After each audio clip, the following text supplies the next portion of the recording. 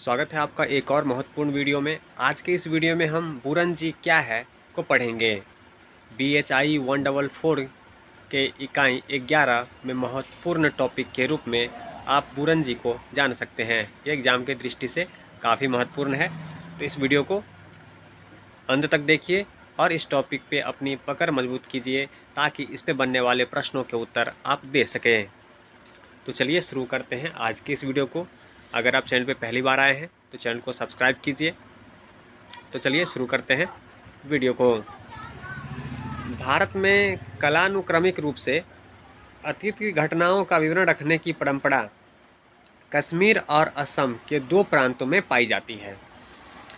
जब हम भारत के कालानुक्रमिक अतीत घटनाओं का विवरण देखते हैं तो यह हमें दो जगह पर यह परंपरा दिखाई देती है। एक तो कश्मीर में, दूसरा असम के प्रांतों में जहां 12वीं शताब्दी में कल्हण ने संस्कृत में रचित राजतरंगिणी द्वारा कश्मीर के इतिहास को हमारे सामने प्रस्तुत किया था। कश्मीर के इतिहास का उन्होंने वर्णन किया था। वहीं बुरंजी आसाम के ऐतिहासिक अतीत के निर्माण हेतु प्रयोग की जाती है। बुरंजियाँ जो हैं, बुरंजी जो संग्रह है आसाम के इतिहास की, ये बुरंजियाँ 1228 से 1826 तक आसाम में शासन करने वाले अहोम राजवंश के ऐतिहासिक इतिवृत्तों की एक शैली है और असम के पूर्व औपनिवेशिक इतिहास की समझ मुख्यतः इन बुरंजियों पर ही आधारित है। यहाँ हम देखें तो जो बुरंजियाँ पाई जाती है उसमें हमें आसाम के इतिहास के लगभग 1228 से लेकर के 1826 तक के इतिहास की जानकारी प्राप्त होती है। यूँ हम कह सकते हैं कि अगर हमें आसाम और अहोम शासन राजवंश की अगर इतिहास का अगर पता करना है तो बुरंजी इसका सबसे प्रमुख माध्यम है जहाँ से इसके बारे में हमें महत्वपूर्ण जानकारियाँ प्राप्त होती है। बुरंजी शब्द, जिसे आज इतिहास का पर्यायवाची माना जाता है, असमी भाषा में इतिहास शब्द का प्रयोग प्राचीन के लिए थाई शब्द बोरान से आया है। बुरंजी हमें सत्ताधारी राजाओं और राज्य के उत्तराधिकारियों के राजकीय आदेशों पर लिखे तथा संकलित किए गए इतिवृत्ति की शैली न केवल हमें अहोमों के वंशानुगत इतिहास की जानकारी देता है, बल्कि हमें इतिहास में असम में इतिहास लेखन की एक विशिष्ट शैली के विषय में भी सामने आती है, जो पूर्ववर्ती तथा दक्षिण पूर्वी एशिया की ऐतिहासिक परंपराओं के समरूप माना जाता है। इस प्रकार बुरंजी की विशेषता अहोमों के राज दरबार के भीतर और बाहर घटित महत्वपूर्ण घटनाओं के विवरण के रूप में हमें देखने को मिलता है। वहीं हम देखें तो बुरंजियों के चयन, संग्रह और प्रस्तुति में अगर इसे हम समझें तो कह सकते हैं कि बुरंजी केवल एक ही नहीं बल्कि विभिन्न शासन करने वाले अहोम राजाओं के समय की कई बुरंजियों को लिखा गया है। इनमें से कुछ सरकारी तथा कुछ निजी हैं।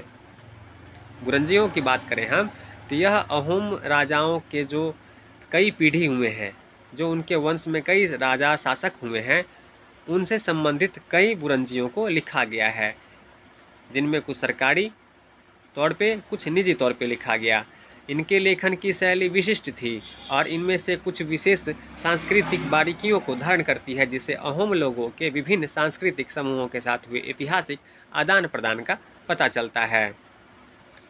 इन बुरंजियों के माध्यम से ही अहोमों की सांस्कृतिक बारीकियों के बारे में हम पता चलता है तथा उनमें आने वाली तथा वहाँ के आसपास के जो समूह थे उनके साथ इनका जो सांस्कृतिक आदान प्रदान था, इस प्रकार की ऐतिहासिक जानकारी हमें प्रदान होती है। पुरानी बुरंजियों में पुरानी ताई अहोम भाषा का उपयोग किया गया है, जो प्रारंभिक 19वीं शताब्दी तक लगभग मृतप्राय हो गई थी। यहाँ हम बात करें तो प्रारंभिक बुरंजी की अगर बात करें तो इसमें ताई अहोम भाषा का उपयोग किया गया था, जो 19वीं सदी तक आते आते इस भाषा का हम लोप देखते हैं और असमी भाषा ने इसका स्थान ले लिया और उसका उपयोग केवल कुछ बुजुर्ग देव या पुरोहितों द्वारा समारोह या अनुष्ठानों के उद्देश्य के लिए किया जाता था। और जो पुरानी भाषा थी थाई अहोम भाषा, उसका उपयोग मात्र कुछ बुजुर्ग या पुरोहित कुछ समारोह में अनुष्ठानों को पूर्ति करने के उद्देश्य से मात्र करते थे। यह कुछ बुजुर्ग देव ही थे जिसने कुछ प्रमुख सामाजिक रूप से प्रभावशाली व्यक्तियों जैसे बहर गोलप चंद्र बड़ुआ ने ताई अहोम भाषा की शिक्षा पाई थी, जिन्हें ब्रिटिश सरकार ने बुरंजियों को चयनित, व्यवस्थित और प्रस्तुत करने का काम सौंपा था। यहाँ हम देखें, चूँकि ताई अहोम भाषा का 19वीं शताब्दी में लोप हो गया था, तो यहाँ हम देखें तो गोलप चंद्र बड़ुआ हैं, इन्होंने ही ताई अहोम भाषा की शिक्षा पाई थी। अतः अंग्रेज जो ब्रिटिश सरकार थी वह बुरंजी को संकलित करने के लिए इनका चयन की और इनको इन बुरंजियों का संकलन का कार्य सौंपा था। इसी प्रकार हम देखें तो इसकी उत्पत्ति के क्रम में अहोम शान निर्जातीय समूह की एक शाखा है। अहोम शान निर्जातीय समूह की एक शाखा है जिन्हें ताई या थाई भी कहा जाता है। यह मूल रूप से दक्षिण पूर्वी एशिया से संबंध रखते थे और 1228 में असम पहुंचे थे। एक मान्यता के अनुसार, एक वैज्ञानिक खोज के अनुसार यह पुष्टि की गई है कि असम के ताई अहोम थाई लोगों के साथ सामान्य जीन आधारित गुणों को साझा करते हैं। यानी कि हम देखें तो जो अहोम लोग हैं वह थाई और अहोम लोग दोनों की एक सामान्य मिश्रित हम जीन आधारित गुण देखते हैं। बुरंजियों पर आधारित असम का इतिहास लेखन यह दर्शाता है कि शान पहले चीन की ओर प्रवासित हुए और बाद में यूनान के मुंगराम को उन्होंने अपना वतन बनाया, जो बाद में एक केंद्रीय राज्य पर निर्भर कई छोटे राज्यों वाले देश के रूप में विस्तारित होता गया। अहोम राज्य की स्थापना की बात करें तो अहोम राज्य का संस्थापक सुकफा का जन्म ऊपरी बर्मा के माउलंग में हुआ था, जो मुंगराम का एक हिस्सा था। 1215 के आसपास सुकफा ने अपने भाई के साथ एक विवाद के कारण अपना घर छोड़ दिया और अपनी किस्मत आजमाने के लिए पटकाई पर्वत श्रृंखला की ओर निकल गया। रास्ते में उसने बहुत सी स्थानीय जनजातियों जैसे नोक्तो, वांचू, तंगसा, नागा और अन्य के ऊपर विजय तथा आधिपत्य कायम किया, जिन्होंने एक दशक से भी अधिक समय तक प्रतिरोध करने के बाद अंततः उनकी सत्ता को स्वीकार कर लिया। और सुकफा 1228 में ब्रह्मपुत्र घाटी पहुंचा, बहुत सी पिछड़ी जनजातियों को शांत करने और अपने अधीन बनाने के बाद अंततः वर्तमान आसाम के शिवसागर में चराईदेव में अपनी राजधानी स्थापित करने के बाद वहां बस गया। यह सुकफा ही था जो बुरंजी की परंपरा को अपने साथ लेकर आया। जब उसने अपने अनुयायियों को ब्रह्मपुत्र घाटी की यात्रा के दौरान घटित हुई घटनाओं को लेखबद्ध करने का निर्देश दिया और इस परंपरा को उसके उत्तराधिकारियों द्वारा 1826 के यंडाबू संधि के परिणाम स्वरूप उसके शासन के अंत होने तक जारी रखा था। तो यहाँ हमने बुरंजी के उत्पत्ति के विषय में पढ़ा, जिसमें सुकफा नाम के जो राजा थे उनका महत्वपूर्ण योगदान था। इसके साथ ही हम आगे बढ़े तो देखते हैं इसमें कुछ प्रमुख बुरंजियाँ, क्योंकि कई बुरंजियों अनेक राजाओं के शासनकाल में अलग अलग बुरंजियाँ लिखी गई थी। आइए एक एक करके उन्हें भी देख लेते हैं। यहाँ हम पहली बुरंजी की बात करें तो देवधाई बुरंजी। देवधाई बुरंजी को अहोम की प्राचीनतम लिखित पांडुलिपि माना जाता है। जो देवधाई बुरंजी है उसे अहोमों की प्राचीनतम लिखित पांडुलिपि माना जाता है, जिसमें मुख्यतः सृष्टि संबंधी मिथकों और कथाओं का वर्णन है। देवधाई द्वारा वर्णित अहोमों की उत्पत्ति की कथा ऊपरी बर्मा के शान लोगों द्वारा संरक्षित कथा से अत्यंत समानता रखती है। इसका अन्य रूपांतरण ब्राह्मणों द्वारा किए गए संशोधन के साथ है, जो उस प्रक्रिया को समझाने के लिए महत्वपूर्ण है जिसमें अहोम समाज हिंदू प्रभाव के परिणाम स्वरूप गुजर रहा था। यहाँ हम देख सकते हैं देवधाव कथा के मुताबिक लैंगडन, जो सर्वशक्तिमान होते हैं, ने अपने पुत्र थेंगखाम को धरती पर उतरने और वहां एक राज स्थापित करने को कहा, किंतु थेंगखाम स्वर्ग को त्यागने को तैयार नहीं थे और उसने अपने दो पुत्रों खुनलुंग, जो कि ज्येष्ठ राजकुमार था, तथा खुनलाई, जो उससे छोटे राजकुमार मझले राजकुमार थे, को अपने अनुचरों के साथ एक लौह या स्वर्ण जंजीर के माध्यम से धरती पर भेजने की व्यवस्था की और इस प्रकार मुंगराम यानी कि अनिवासित देश की स्थापना की। तो देवधाई बुरंजी में इतना महत्वपूर्ण है, अगर आप इसे याद रखते हैं तो यह आपके लिए काफ़ी है। इसी प्रकार हम देखें तो कामरूपोर बुरंजी। सूर्य कुमार भुयान ने कामरूपोर बुरंजी को पुरानी बुरंजी पांडुलिपियों से संपादित तथा संकलित किया था। यह प्राचीन असम, जिसे कामरूप कहा जाता था, का ऐतिहासिक वृत्तांत है। ये जो कामरूप बुरंजी है, ये जो कामरूप राज्य है, जो असम को ही कहा जाता है, का ऐतिहासिक वृत्तांत है और इसमें असम तथा कूच बिहार का मुगलों के साथ संघर्ष को शामिल किया गया है। वहीं आगे बढ़े तो हम देखते हैं इसमें पादशाह बुरंजी। एस.के. भुयान ने पादशाह बुरंजी का अपने मूल रूप में संग्रह कर अंग्रेजी में एक आमुख और प्रस्तावना के साथ इसका 1935 में कामरूप अनुसंधान समिति द्वारा इसका प्रकाशन करवाया था। पादशाह बुरंजी असम के मुस्लिम इतिहास के लिए एक मूल्यवान स्रोत है, जो इस क्षेत्र को एक महत्वपूर्ण तरीके से शेष भारतीय उपमहाद्वीप के साथ ब्रिटिश आगमन से पूर्व जोड़ती है।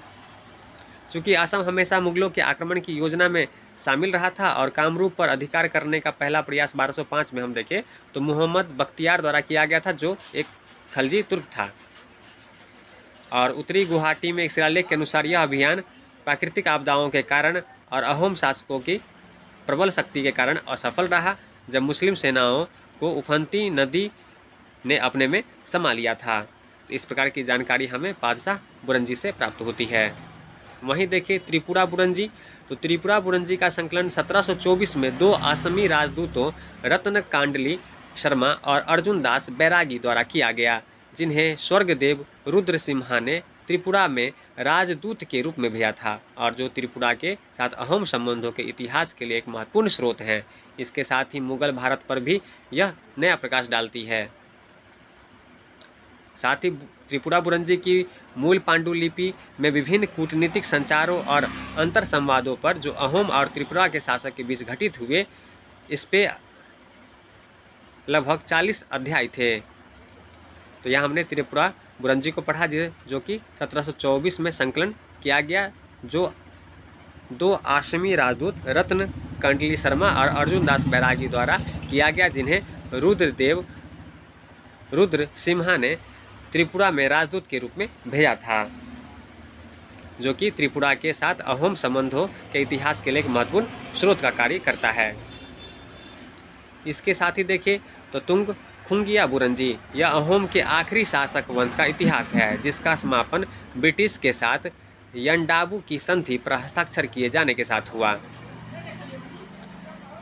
तुंग खुंगिया ने असम में 1681 से 1826 तक 145 वर्ष तक शासन किया था। इस इतिवृत्त के मूल लेखक श्रीनाथ द्वारा बरबुरुआ थे, जिन्होंने तुंग खुंगिया बुरंजी को मार्च 1804 में संकलित करना शुरू किया। तो तुंग खुंगिया बुरंजी को हमने पढ़ा, यह एक अहोम शासक जो थे उसके आखिरी शासक वंश का इतिहास है, जिसका समापन ब्रिटिश के साथ यंडाबू की संधि के हस्ताक्षर किए जाने के साथ हो गया था।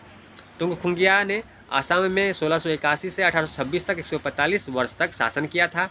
इस वृत्ति के मूल लेखक जो हैं सो श्रीनाथ द्वारा बरबुरुआ थे, जिन्होंने तुंग खुड़िया बुरंजी को मार्च 1804 में संकलित करना शुरू किया था।